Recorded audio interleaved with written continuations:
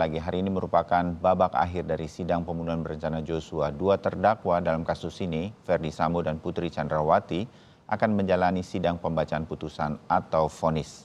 Sebelumnya, Ferdy Sambo dituntut seumur hidup, sementara Putri Chandrawati dituntut 8 tahun penjara oleh jaksa penuntut umum dalam persidangan ini. Mungkinkah kemudian vonis dari majelis hakim lebih berat atau justru lebih ringan? Atau akan divonis maksimal? Pagi ini kita sudah bersama dengan para narasumber yang hadir melalui daring. Ada kuasa hukum keluarga korban Joshua Huta Barat, Martin Lukas Simanjuntak. Bung Martin, selamat pagi. Salam sehat. Selamat pagi, Mas Bayu. Salam sehat. Ya, Anda pasti menuju PN Jaksel ya? Iya, betul. Ya, Sedang saya sedikit memastikan negeri, bahwa total ini. Ya, Bung Martin, siapa pihak keluarga dari almarhum Joshua yang sudah di Jakarta selain Pak Samuel yang akan nanti mengikuti jalannya sidang? Ya, pihak keluarga langsung yang sudah di Jakarta itu ada 3, Pak Samuel, lalu Bu Rosti Simanjuntak, dan Ya. juga kakak dari almarhum Yuni Huta Barat. Oh, oke. Mudah-mudahan semuanya sehat dan nanti bisa mengikuti jalannya sidang dengan baik secara langsung di PN Jaksa. Bung Martin, Anda bersama tim kuasa hukum dari keluarga almarhum Joshua sudah mengikuti dan bersama kami terus di banyak waktu berkaitan, kami juga terus memantau untuk masyarakat atau publik dalam sidang kali ini. Ini babak akhir begitu. Bagaimana prediksi dari tim kuasa hukum untuk Ferdy Sambo dan juga Putri Chandrawati? Kalau di publik tuh bicaranya apakah Ferdy Sambo akan dinaikkan dari seumur hidup atau lebih rendah dari seumur hidup? Sementara terhadap PC akankah lebih berat atau samalah dengan tuntutan jaksa penuntut umum 8 tahun? Bung Martin? Ya, kalau saya lebih suka menggunakan kata analisis terhadap implementasi yuridis ya dari tuntutan jaksa. Kalau prediksi itu kan sifatnya seakan-akan kita sedang bertaruh gitu ya. Nah, itu yang tidak boleh. Nah, menurut saya kalau berdasarkan analisis untuk terdakwa Ferdy Sambo ya, yang dalam tuntutan jaksa itu terbukti secara sah dan meyakinkan melakukan 2 perbuatan ya. Yang pertama adalah pasal 340 pembunuhan berencana. Seluruh unsur dalam pasal tersebut ya, unsur barang siapa, unsur dengan sengaja, unsur dengan rencana terlebih dahulu, dan merampas nyawa orang lain, ini semuanya terpenuhi. Sebenarnya kalau tidak ada terdakwa yang lain, tidak perlu pakai pasal 55 ayat 1 ke 1. Tapi dalam hal ini karena ada terdakwa yang lain, maka digunakanlah pasal 55 ayat 1 ke 1. Lalu pasal 49 Undang-Undang 19 tahun 2016 mengenai membuat sistem elektronik tidak dapat digunakan ya, ataupun obstruction of justice, itu juga terbukti sah dan meyakinkan. Tadi disampaikan oleh reporter ya dari Kompas TV bahwa salah satu hal yang memberatkan dalam tuntutan tersebut adalah telah membuat ataupun merampas nyawa milik Joshua dan juga meninggalkan duka yang terdalam bagi keluarga korban, khususnya ibu dan juga adik, kakak, dan juga ayahnya. Nah, ini memang perbuatan yang sangat kejam ya Mas Bayu, apalagi diiringi dengan tindakan memerintahkan oknum-oknum polisi jahat ya datang ke Jambi untuk mempersekusi keluarga almarhum, mengintimidasi dengan mengatakan secara berulang-ulang bahwa anaknya itu adalah pelaku perbuatan cabul terhadap nenek-nenek, dan juga pelaku terhadap pengancaman ya, dan juga segala macam itu yang akhirnya dipatahkan melalui SP3 dan tidak ada perbuatan pidana pada tanggal 8 Juli di Duren 3. Bahkan sampai dengan mengutus jenderal gitu ya untuk mengatakan bahwa anaknya tidak bisa dimakamkan secara kedinasan. Ini perbuatan yang luar biasa. Nah, akibat perbuatan inilah citra dari korps ya itu tercoreng, bahkan sampai dengan anjlok 48% itu menurut survei Litbang Kompas yang tidak kita perlu ragukan lagi kredibilitasnya. Nah, oleh karena itu harapan kami ya, seiring juga tidak ada hal yang meringankan, maka secara yuridis terbuka peluang lebar dari tuntutan jaksa yang hanya seumur hidup menjadi vonis maksimal. Nah, apapun itu kan banyak teoritis pakar-pakar hukum yang berteori kan, buat apa lagi sih dihukum maksimal, toh juga 3 tahun lagi sudah tidak ada lagi hukuman mati karena hukuman mati itu bersyarat. Kalau saya begini aja Mas Bayu, yang nanti ya biarlah nanti gitu ya, karena itu urusan nanti.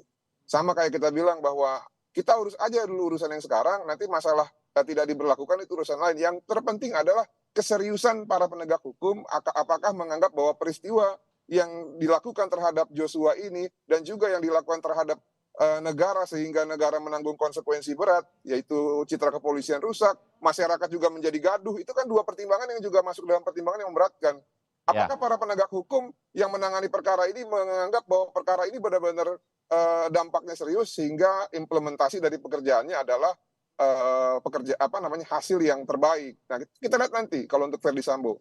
Tapi setidak-tidaknya apa yang dituntut jaksa menurut kami ya itu sudah cukup proporsional.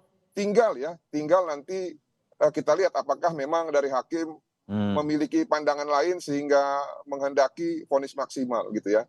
Nah, oke. lalu yang berikutnya mengenai terdakwa Putri Chandrawati ini yang lebih Bagaimana, menjadi Bung concern Martin? kami. Karena begini, di satu sisi Putri Chandrawati ini mengaku sebagai korban, ya. Di satu sisi berdasarkan kesimpulan jaksa ternyata Putri Chandrawati ini ularnya gitu ya. Kenapa saya bilang ularnya?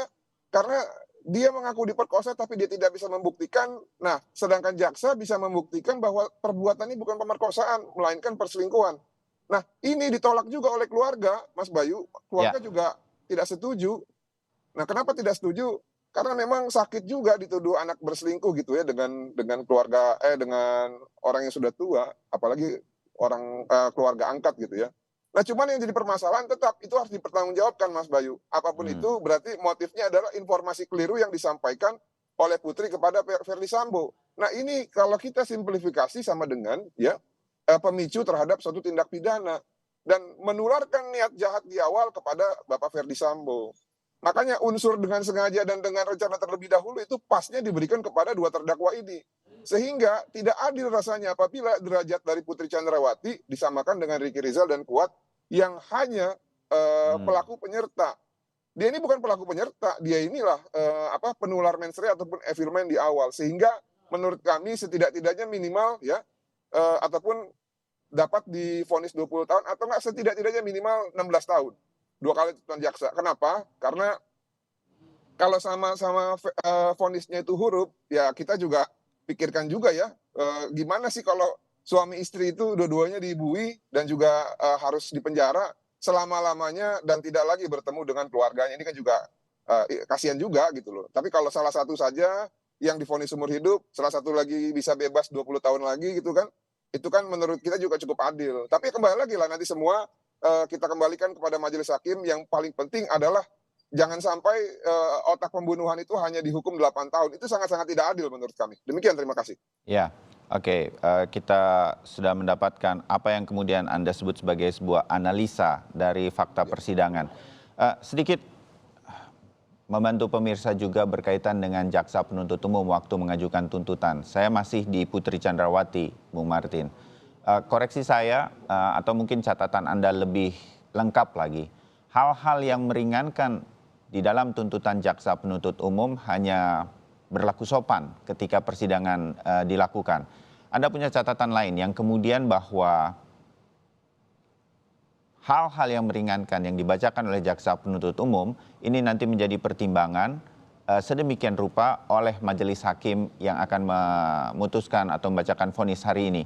Hanya itu atau ada hal-hal lain?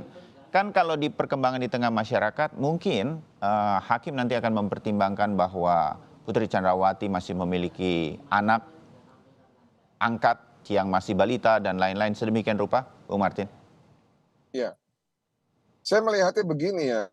Yang tercatat di persidangan memang hal-hal yang meringankan adalah berlaku sopan atau enggak tadi saya kalau nggak salah ada satu ada lagi nih Mas Bayu yaitu istri seorang mantan Kadif Propam. Saya pikir itu yang lebih memungkinkan kenapa dia hanya dituntut 8 tahun. Tapi apapun itu hanya rekan-rekan JPU. Mereka membuat kesimpulan tapi tidak sinkron dengan permintaan terhadap hukuman pidananya. Nah, ini yang sampai saat ini belum bisa dijelaskan tatkala mereka menyimpulkan bahwa bukan terjadi pemerkosaan, melainkan perselingkuhan. Karena ini konsekuensinya secara yuridis harusnya menempatkan Putri pada posisi yang sejajar dengan Verdi Sambo dalam rangkaian delik ini gitu loh. Nah, makanya saya pikir tidak berlebihan juga kalau banyak publik yang beranggapan, khususnya saya ya, bahwa hal-hal yang meringankan itu justru banyak yang tidak tertulis tapi terimplementasi dalam tuntutan tersebut. Apa itu? Salah satunya istri mantan seorang Kadif Propam yang pernah bekerja dalam satu sistem dengan rekan-rekan penegak hukum yang lain gitu ya. Mungkin itu penghargaan yang tidak tertulis tapi diimplementasikan. Ya kita fair-fair aja lah. Ngapain sih kita kok tutup-tutupan? Saya lebih senang buka-bukaan aja, Mas Bayu. Ya, ya.